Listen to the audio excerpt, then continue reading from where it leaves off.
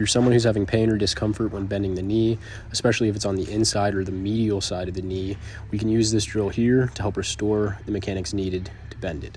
All you're gonna do is come down, put a foam roller on the outside of your shin so it's pushing the tibia or the shin bone inwards, and then maintaining that position, you're gonna try to drive your heel towards your butt, as you can see me doing here. And what that's going to do is restore that internal rotation of the tibia, which is a mechanic we really need to bend the knee. As you'll see from this front angle here momentarily, we want to make sure that the knee isn't collapsing inwards. So I'm keeping the knee stacked underneath my hip as I do this drill. The foam roller is pushing that shin bone inwards, and I'm just trying to lift my heel towards my butt to slowly bend the knee. I'm going to do maybe 2 rounds of 10 reps. This will be from that right lateral hip. You'll want to lay on your left side. You can put your left arm on or you can by all means put a pillow or something. The left leg is going to be flexed or brought up to about 60 to 90 degrees, something like that. And the knee is bent. And then from there, I want to have the right leg kind of starting on top of the left foot. So I really don't want you way back here. I want you to kind of come up a little bit with the leg. So it's sitting on that bottom foot.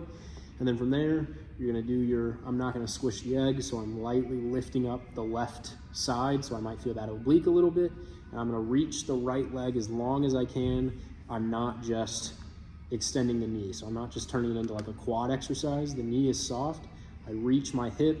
That's gonna help me lift up the left side. I'm gonna turn my knee up towards the ceiling and then just hold that position. You should feel the lateral hip really cooking, and you're just gonna maintain it, hold. I would do 2 sets, 20 seconds, and I would just breathe while you do it. You should feel a little left oblique. You should feel a lot of the right outside hip. Like we talked about, you might feel the hamstring a little bit, which for you I think would be a really good thing. And then relax. And then you would flip to the left side. I'm not gonna do it on the wall, but I want you to do it on the wall just for the sake of the camera being able to see. Your feet would be on the wall, about 90 degrees of bend. You're just gonna try to pull the left knee backwards. Right knee's gonna stay there. Imagine if you had a zipper on your pants, that's your guide, or kind of the rudder on your boat, and you wanna turn it up towards the left side. And then I'm gonna do that. I'm gonna squeeze lightly down into the roller. You should feel my groin really kicking on, especially on the left side. I think it'll be kind of dramatic for you.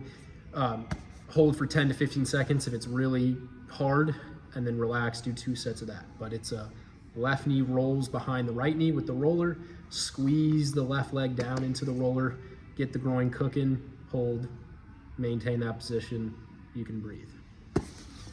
This is gonna be the same connect with the block. I'm just gonna send you a video of me doing it so we can really make sure we're hitting on the keys that I want. I'm gonna have you in hook line, so that's about 45 degrees of bend here, and you're connecting the knee at about 90 degrees. I don't want you way up here with the knee, and I don't want it right up here, but about 90. And then I want you to actually reach this elbow forward and then down into the block. So I'm not making up for that with this knee coming way up. The knee's getting to stay down a little bit, and I'm reaching with the elbow. I'd put a pillow underneath your head. And the other important thing is keeping this foot in the ground. You want the arch of the foot lightly pushing into the ground. So I think this inner foot, kind of base of the big toe, inner heel. So from here, and that should keep the knee in line. It's not falling in or falling out. 90 degrees, elbow reach. I got a pad underneath my head, and then I'm gonna breathe. On the exhales, I wanna get heavy in the block, and then heavy in that foot on the ground to turn a little bit of hamstring.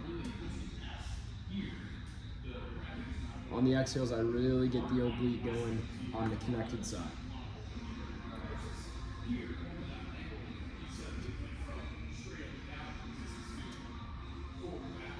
I would do maybe 6 breaths at a time. And again, I put something under your head so you're not way crank neck like this. And then we're just trying to find that oblique on the connected side. Try to feel like your ribs come down.